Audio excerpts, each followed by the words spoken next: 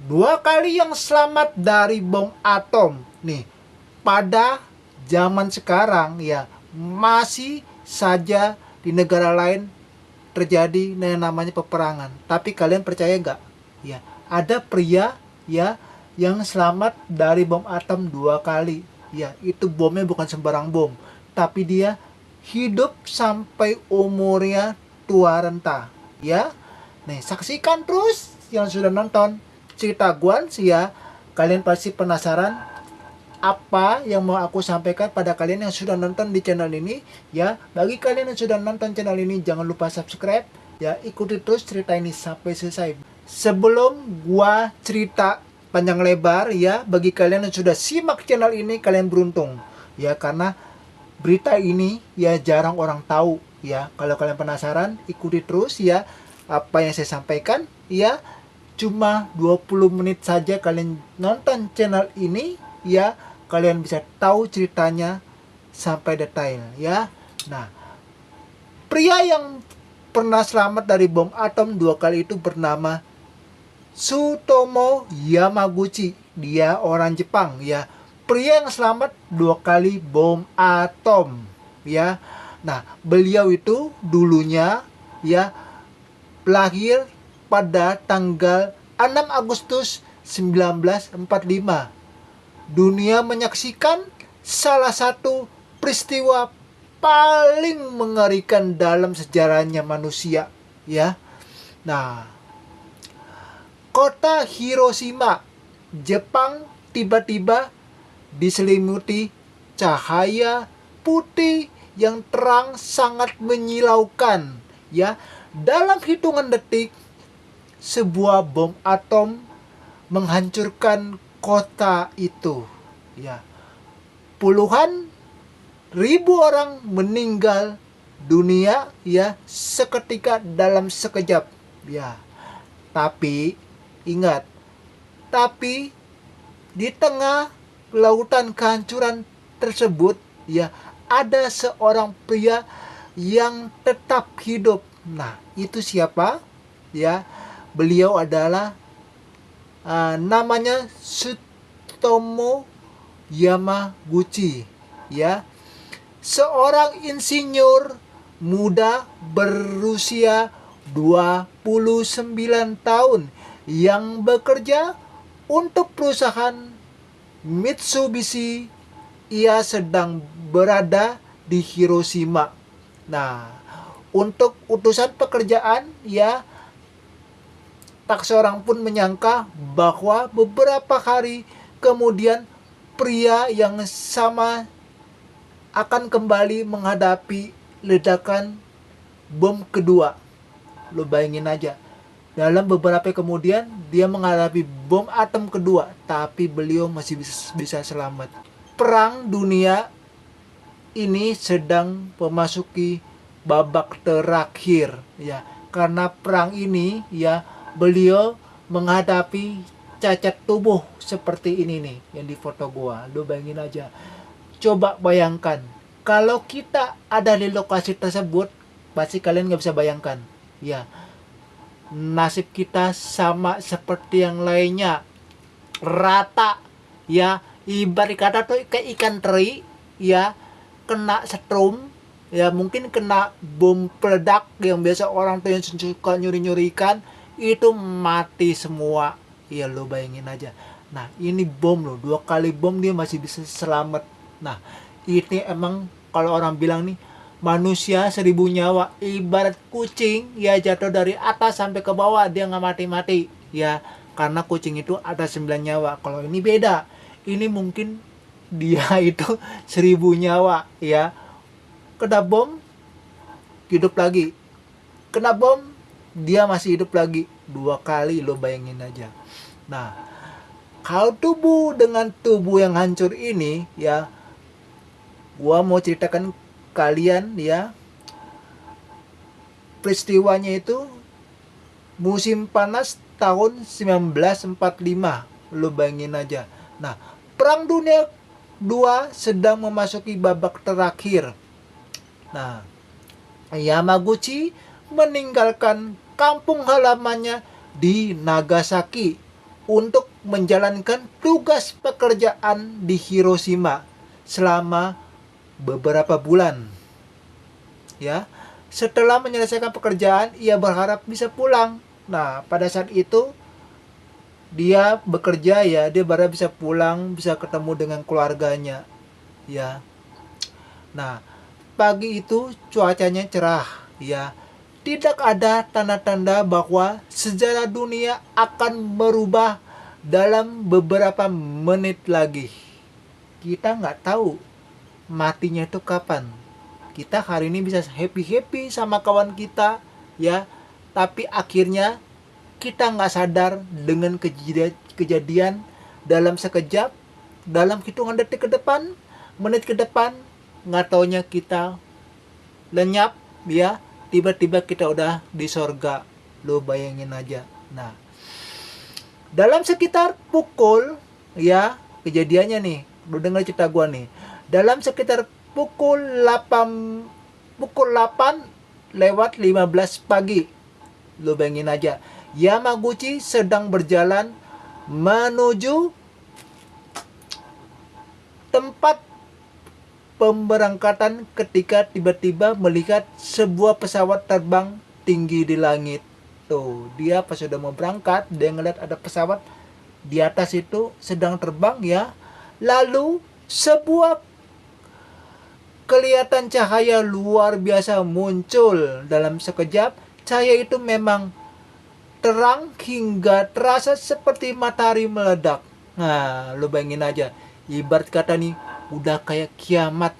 Lo bayangin, kiamat. Kalau bagi gua tuh kiamat namanya, ya. Seperti terangnya matahari meledak tepat di depan wajahnya. Nah, sesaat kemudian gelombang kejut dahsyat menghantam tubuhnya, ya. Ia terlempar ke tanah, telinganya berdenging keras, ya. Kulitnya di bagian kiri tubuhnya terbakar, ya. Segalanya berubah menjadi neraka. Nah, emang ini parah bener. Ya, gua ngebaca sebelumnya ini udah gue siapin, ya. Ya, ceritanya seperti apa biar saya bacakan untuk kalian semua. Nah, Hiroshima itu menjadi lautan api, ya. Ketika Yamaguchi sadar kembali, ia tidak mengerti apa yang baru saja terjadi. Dia nggak ngerti kejadian itu. Dalam sekejap tiba-tiba berubah semua, ya. Bangun-bangun udah runtuh, ya. Api berkorbar di mana-mana. Nah, orang-orang berlari sambil berteriak, ya. Banyak yang mengalami luka bakar, harus pergi. Nah, Hiroshima yang beberapa menit sebelumnya merupakan kota ramai, ya, berubah menjadi puing-puing, ya. Nah, bom atom, ya, biasa disebut tuh Little Boy, telah dijatuhkan oleh Amerika Serikat, ya, dan menghancurkan kota tersebut. Yamaguchi mengalami luka bakar serius dan kerusakan pada telinganya. Nah, sesuatu yang hampir mustahil bagi seorang yang berada begitu dekat dengan pusat ledakan. Ia di malam itu ia berlindung di tempat perlindungan darurat. Ya, saat dia luka-luka, dia sempat berlindung di tempat perlindungan darurat. Banyak orang meninggal sepanjang malam, ya. Banjir mayat tuh, ya. Tiba-tiba tidak ada obat, ya. Tidak ada rumah sakit yang berfungsi dengan baik. Nah, tidak ada yang memahami efek radiasi yang sedang menyebar. Namun, satu hal terus memenuhi pikiran Yamaguchi, ya. Ia harus kembali kepada istrinya dan anaknya yang berada di Nagasaki. Nah, pulang ke Nagasaki tuh dia tuh, ya. Nih ceritanya seperti ini. Nah, keesokan harinya dengan tubuh penuh luka dan perban, Yamaguchi berhasil menuju stasiun kereta, ya. Ajaibnya, beberapa jalur kereta masih beroperasi. Nah, ia menaiki kereta menuju Nagasaki.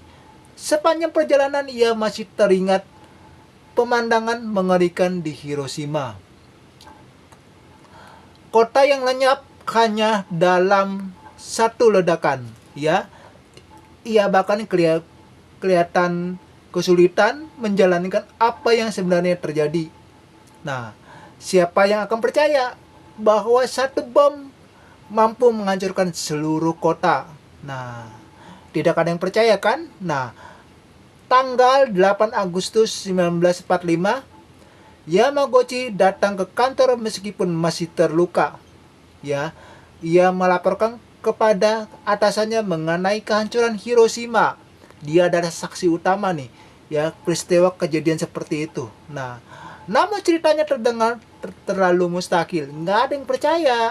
Pas dia udah cerita ke orang lain, ya, orang nggak ada yang percaya kenapa lo bisa hidup, ya. Nah, tapi dia adalah sumber utama, ya, menyaksikan kejadian yang benar-benar mengerikan. Nah, bagaimana mungkin satu bom menghancurkan seluruh kota? Ya, saat ia sedang menjelaskan pengalaman mengerikan itu, ya, tiba-tiba langit kembali menyala. Dia udah jelasin tuh peristiwa itu. Menyala lagi tuh tiba-tiba tuh langit, lo bayangin aja. Kalau lo nggak percaya, gua kasih lagi tuh bom tuh, ya, modar dah, baru lo percaya. Nah, makanya kalau orang ngomong tuh, orang pasti nggak ada yang percaya. Emang sih nggak ada yang percaya sih, gua aja mungkin di sana juga kalau dengerin gitu juga nggak mungkin percaya. Bom atom lo, dia bisa selamat lo, ya nggak mungkin lah, ya, muka gila. Orang juga, orang waras juga, orang gila juga nggak ada yang percaya. Apalagi kita yang sehat begini, yang bisa berpikir secara logika. Nah, tiba-tiba, ya, langit itu kembali menyala. Nah, dia nggak percaya kan, dikasih lagi tuh bom tuh, menyala, cahaya putih yang sama, lebih terang dari apapun yang pernah dilihat manusia. Mungkin malaikat aja kalah terang kali, ini mungkin lebih terang lagi, mungkin, ya, menurut gua. Ini menurut gambaran gua. Kalau menurut kalian tuh bagaimana? Coba lu komen di bawah ini, coba, ya, gambarannya terang tuh seperti apa? Gua sih nggak bisa ngebayangin dah, ya, seperti apa, ya. Nah, lebih terang apapun yang pernah dilihat manusia. Yamaguchi langsung mengenalinya, bom atom kedua nyusul, ya. Nah, Nagasaki dibom juga, ya. Tadinya di sebelah dibom. Nah, sekarang Nagasaki dibom juga. Bom atom kedua dijatuhkan di Nagasaki, ya, dalam sekejap kota itu berubah menjadi kehancuran. Nah, gelombang kejut menghantam bangunan, jendela-jendela jadi pecah. Api membakar berbagai sudut kota, ya. Orang-orang kembali menjadi korban.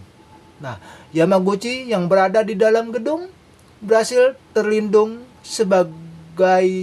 sebagian oleh struktur bangunan sehingga nyawanya diselamatkan. Oh, dia masih beruntung, ya, dia terlindungi oleh beberapa tembok gedung-gedung itu yang melindungi tubuh dia di saat seperti itu, ya. Nah, namun ia tidak bisa mempercayai apa yang baru saat terjadi. Ya, iyalah, dia udah kejadian sekali, nyusul lagi yang kedua kali, ya pasti dia nggak percaya, tapi dia masih bisa selamat. Lo bayangin aja, ya. Nah, 3 hari sebelumnya ia selamat dari bom atom pertama. Nah, kini baru saja selamat dari bom atom, dia kedua. Pertama udah selamat, kedua selamat. Lo bayangin aja. Nah, kembali menemui keluarga, ya. Hal pertama yang ia lakukan mencari keluarganya dengan penuh kecemasan, berjalan melewati kota yang hancur. Nah, syukurlah istrinya itu masih hidup, ya. Anak-anaknya juga selamat, ya. Nah, bagi Yamaguchi itu adalah keajaiban terbesar dalam hidupnya. Wah, itu mukjizat, ya. Tuhan mungkin melindungi dia, malaikat mungkin ada ribuan jutaan malaikat yang mungkin, ya, dalam penglihatan mata batin. Ceritanya mata batin nih, kita ngelihat nih, wah, malaikat banyak banget tuh ngumpul di badan dia tuh. Makanya tuh bom-bom atom seperti itu dia tuh aman ya dari ledakan radiasi dari bom-bom tersebut. Nah, namun penderitaan yang mereka belum berakhir. Paparan radiasi mulai menimbulkan sebagian masalah kesehatan yang berlangsung bertahun-tahun. Nah, itu efek samping dari radiasi yang dia pernah kena dari bom itu ya. Dia menderita selama bertahun-tahun. Nah, hidup setelah neraka ya bertahun-tahun berlalu, Jepang bangkit kembali. Lo bayangin aja ya, dari tubuh yang hancur ya seperti yang di foto ini ya, mungkin itu pengalaman yang sangat mengerikan pada zaman masa lalunya, pada masa lalunya. Nah, dia jalani bertahun-tahun untuk menghadapi kehidupannya, dan juga tubuh yang rusak ya adalah saksi hidupnya selama dia tinggal di negaranya ya. Dan Jepang itu bangkit kembali, namun bekas luka Yamaguchi itu tidak pernah benar-benar hilang ya. Nah, pendengarannya berkurang, agak budak dia tuh, berkurang ya, bukannya budak tapi dia kurang begitu bisa dengar ya. Ia mengalami berbagai gangguan kesehatan akibat radiasi ya. Nah, banyak korban bom atom mengalami penderitaan serupa ya. Sebagian menghadapi penyakit yang muncul puluhan tahun kemudian ya, sebagian hidup dengan trauma yang tidak pernah sembuh. Nah, itu ada beberapa korban yang lain mungkin yang selamat, cuman dia traumatik itu nggak, ada yang sampai stres, sampai mungkin ada yang sampai gila, ada yang mungkin cacat tubuh dan yang lainnya ya. Menjadi saksi sejarah selama bertahun-tahun, Yamaguchi jarang menceritakan pengalamannya ya. Namun ketika usia bertambah, ia merasa memiliki tanggung jawab ya. Dunia harus mengetahui apa yang terjadi. Nah, sekian lama dia tidak menceritakan siapa-siapa, kadang-kadang nggak ada yang percaya kan cerita dia. Akhirnya sudah tua renta, umur dengan setua itu ya, mungkin udah waktunya dia menjadi kesaksian kehidupan dia yang benar-benar mengerikan ya, biar seluruh masyarakat kota Jepang, satu negara itu tahu saksi hidup ya yang dia alami. Nah, dunia mengetahui apa yang terjadi, ia mulai berbicara di berbagai kesempatan. Ia menceritakan bagaimana rasanya melihat sebuah kota musnah dalam sekejap, ya, bagaimana rasanya kehilangan teman, tetangga, dan orang-orang yang kita cintai, bagaimana rasanya hidup setelah menyaksikan kengerian yang sangat mengerikan, itu adalah perang nuklir. Nah, bayangin aja, perang nuklir itu kalau bisa di negara itu jangan perang dah ya, nggak enak ya. Apalagi negara lain sekarang masih pada perang, itu nggak ada habis-habisnya ya. Kita juga di sini miris walaupun negara kita udah merdeka ya, tapi kita jangan sampai terjadi seperti itu, amit-amit dah ya. Kita udah merdeka, kita harus bersatu ya, harus rukun sesama rakyat ya, sesama antar suku ya, antar agama dan yang lainnya ya. Kita harus akur dan jangan sampai peperangan itu terjadi lagi dengan negara-negara lain ya. Nah, pengakuan itu akhirnya semua orang tahu tuh ya, kejadian itu tuh ya, semua orang pada tahu kejadian itu. Nah, meski banyak orang yang mengalami dari kedua bom atom, Yamaguchi menjadi satu-satunya orang yang secara resmi ya diakui pemerintah ya Jepang sebagai korban yang selamat dari kedua ledakan bom atom ya, bom nuklir. Lu bayangin aja. Pengakuan itu datang puluhan tahun setelah perang terakhir ya. Namun bagi Yamaguchi, penghargaan terbesar bukanlah pengakuan tersebut. Yang paling penting adalah pesan perdamaian. Nah, perdamaian itu penting, jangan sampai terjadi lagi, terulang lagi seperti itu ya, yang bisa disampaikan kepada generasi berikutnya. Di usia senjanya, Yamaguchi terus menyerukan dunia tanpa senjata nuklir. Nah, ya. Ia tidak ingin siapapun mengalami apa yang pernah ia alami.